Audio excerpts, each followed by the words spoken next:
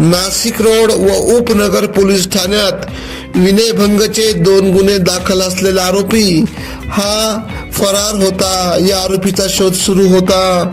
गुन्हे शाखा युनिट क्रमांक 2 चे प्रभारी अधिकारी सहाय्यक पोलीस निरीक्षक हेमंत तोडकर यांनी तांत्रिक विश्लेषण करून विनयभंगातील आरोपी हा नाशिक रोड येथील विहितगाव परिसरात असल्याची माहिती प्राप्त केली। गुन्हे शाखा युनिट क्रमांक 2 चे पोलीस अंमलदार यांनी तपास सुरू केला।